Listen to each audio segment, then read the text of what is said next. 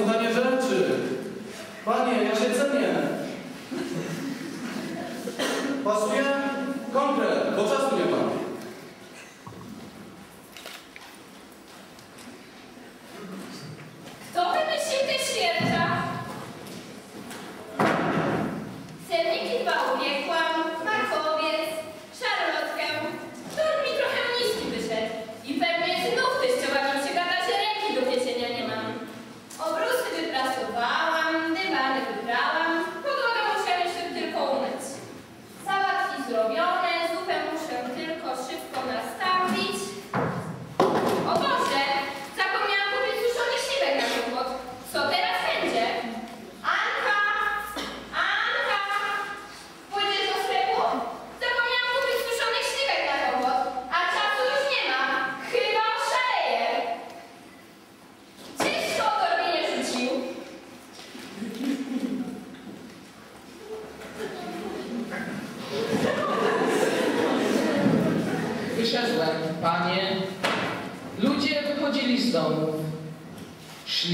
przechodzili, wracali, biegli. Rowery biegły, wozy biegły, ciężarówki biegły, ulica biegła, miasto biegło. Wszyscy biegli. Biegli, żeby nie stracić czasu. Biegli, żeby dogonić czas, żeby nadrobić czas, żeby odzyskać czas. Do widzenia panu. Proszę mi wybaczyć, ale nie mam czasu. Ja wrócę. Teraz nie mogę czekać. Nie mam czasu. Kończę ten list, bo już nie mam czasu. Chętnie bym panu pomógł, ale nie mam czasu. Nie mogę przyjąć z braku czasu. Nie mogę myśleć, czytać. Jestem przepracowany. Ja nie mam czasu. Chciałbym modlić się, ale nie mam czasu. Rozumiesz, panie? Nie mają czasu. Dziecko bawi się w tej chwili, nie ma czasu. Później uczeń ma zadanie do odrobienia, nie ma czasu. Później student ma wykłady i tyle pracy, nie ma czasu. Później młody człowiek uprawia sport, nie ma czasu. Później młody małżonek ma dom, musi go urządzić, nie ma czasu. Później ojciec rodziny ma dzieci, nie ma czasu. Później dziadkowie mają wnuki, nie mają czasu. Później są chorzy, muszą się leczyć, nie mają czasu. Później są umierający, nie mają, za późno. Oni już nie mają czasu.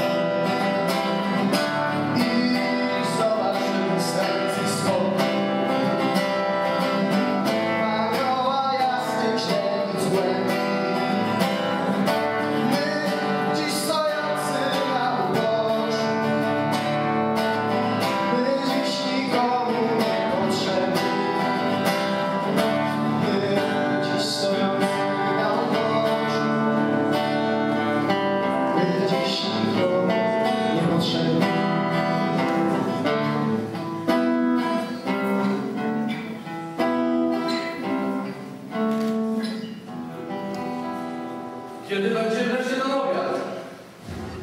Głodny jestem! Okropnie głodny jestem! Tylko żeby był dietetyczny. Co to jest? Czyś ty oszalała? No tak, jak mogłam się spodziewać, że to zauważycie? Już od 20 lat wam gotuję i przez cały ten czas nie usłyszałam od was ani jednego słowa. O szczęściu lub nieszczęściu ludzi, którzy żyją obok nas. Zwykle wystarczy słowo dziękuję, wypowiadane często, już tak zapomniane.